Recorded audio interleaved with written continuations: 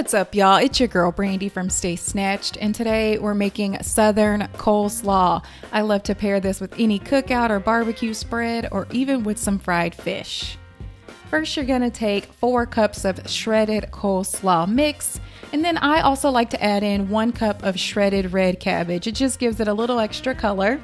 You'll need 1/4 cup of finely chopped onion, 2 tablespoons of apple cider vinegar, 1/2 cup of mayo. You can also substitute something like Greek yogurt or sour cream, 1 teaspoon of mustard, 1 teaspoon of celery salt, salt and pepper to taste.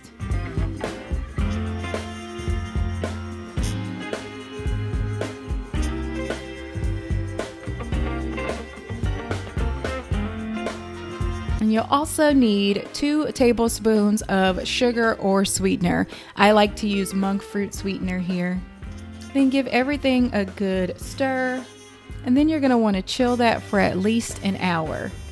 And there you have it, some of the best coleslaw.